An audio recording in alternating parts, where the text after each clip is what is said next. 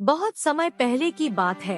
एक छोटे से गांव में रहने वाला एक लड़का था जिसका नाम राजू था। राजू गांव के बच्चों के साथ हमेशा हंसी मजाक में रहता था। एक दिन राजू को गांव के सबसे बड़े जादूगर से मिला।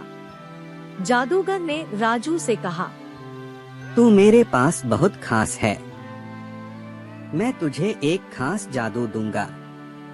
राजू ने उत्सुकता से कहा, वाह, कैसा जादू होगा? जादूगर ने एक रंगीन हंगामा करने वाला ताज दिखाया और कहा, ये ताज तुझे किसी भी समय चाहिए, जब भी तू चाहे।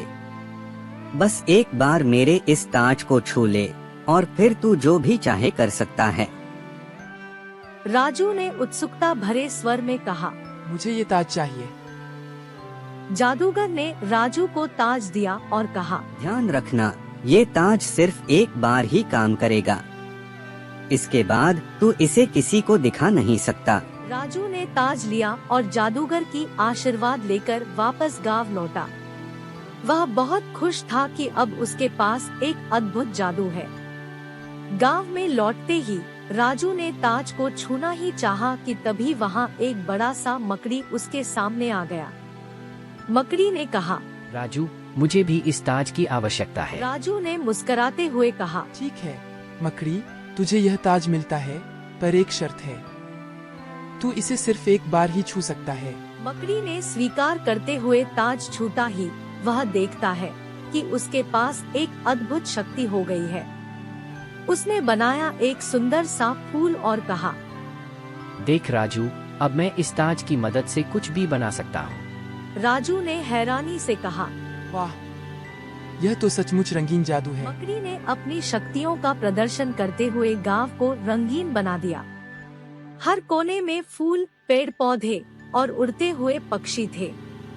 गांव वाले हैरान होकर बोले, राजू, ये कैसा जादू जादू है? है? राजू ने खुशी से कहा, यह मकड़ी का जादू है। गांव वाले ने मकड़ी की पूजा करना शुरू किया और उसे गांव का राजा मान लिया।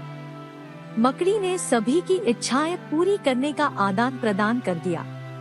समय बीतता गया और एक दिन गांव में एक बड़ा समर्थ राजा आया। उसने देखा कि गांव वाले एक मकड़ी की पूजा कर रहे हैं और राजा की भूमिका में है। उसने ताज को छूने की कोशिश की, पर ताज ने काम नहीं किया। राजा को गुस्सा आया और उसने कहा, तुम लोग मकड़ी को राजा कैसे मान सकते हो? वह तो सिर्फ एक बार ही ताज को छू सकता है, फिर उसकी शक्तियाँ कमजोर हो जाती है।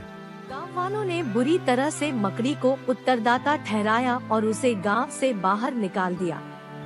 राजा ने गांव वालों से कहा, अब मेरे पास है एक और जादूगर जो तुम्हें बेहतरीन ताज देगा। राजा ने एक और जादूगर को बुलवाया और उससे एक और ताज मांगा।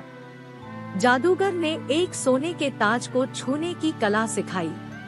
वह ताज छूते ही वह देखता है कि उसके चारों ओर एक अद्भुत संगीत बज रहा है।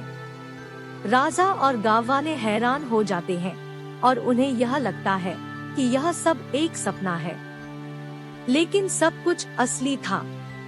जादूगर ने कहा, इस ताज की शक्ति से तुम सबको खुशी खुशी रहने का अधिकार है।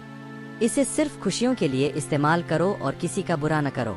राजा ने अपनी भूमिका छोड़ी और गांव वालों के साथ रहकर वह समृद्धि और सुख शांति में राजा का कार्य संपन्न करता है। और ऐसे ही गांव वालों का जीवन रंगीन और खुशहाल हो गया।